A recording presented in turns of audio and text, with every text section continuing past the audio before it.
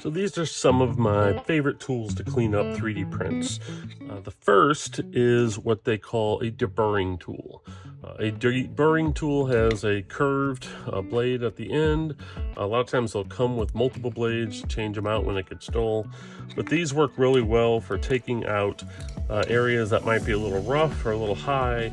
I can just simply, almost like whittling, take it along the edge, and it will take off the edges or take off any high spots without destroying your print, or like a knife where it's going to dive into your print. My next favorite tool, these are what they call picks, kind of like a dental pick. These work really well for any kind of supports that are in weird spots. So for example, I have some little magnet holes here, and they have little spots in here that supports had gone in to support, and tools like this work really nice. These are from Milwaukee, but yeah, lots of different brands make them. Just does a really nice job for getting in there and pulling things out, and again, all different orientations. You got to have some needle nose pliers. Again, a couple different sizes here. These just work really well for any kind of pulling, again, getting supports off, things like that. The next tool I really like is these magnetic trays. So these are from Milwaukee. They're designed to work in a pack out system, but even if I don't use them as a pack out, they are magnetic. They're a nice size, they hold pliers and things, and because most of the tools that I'm dealing with are magnetic, I like to simply use them, set them up on my work surface, and things stick to them. So I always tend to be losing clamps or losing my pliers. Just has a spot to put things whenever I'm done using them. Seems to keep the work surface area a lot cleaner and a lot easier to mess with. Now, speaking of these clamps, these are really tiny little spring clamps. These work really nice if I'm going to be gluing or maybe putting a couple pieces together. So maybe if I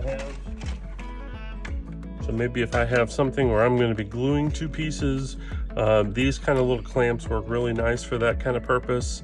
Again, they're cheap, and you can get a whole pack of them for under 10 bucks. And I can never have enough of these laying around.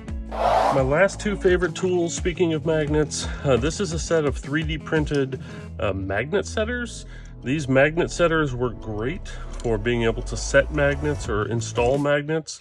They have reversed polarity, so one of them works with one set, one of them works with the other, so that I can use one to place one end of the magnet and one for the other end of the area that's going to be held with that magnet. So together, those two pieces will be magnetically attracted, because there's nothing worse than putting a whole set together and then realizing that you messed up your polarities and nothing will stick. And finally, I will say I'm biased. I'm a Milwaukee guy, but a good rotary tool is important. I like this one because it has a really simple nozzle to turn and remove. It simply has a built-in collar that I can loosen bits and remove bits right here without having to use any tools. I release it, put it back in, and then I can use the collar to actually tighten it like a wrench and then lock it back into place. It also has instant off, which is handy, and multiple speeds to be able to control.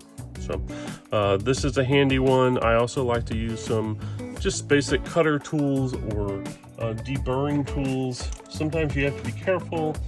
They will melt the plastic. Something like this works out really well. They will melt plastic if you go too much in one area, but if you're just trying to take down some, again, high spots and curved surfaces, these work really well. So those are a couple of my favorite tools for working with 3D prints.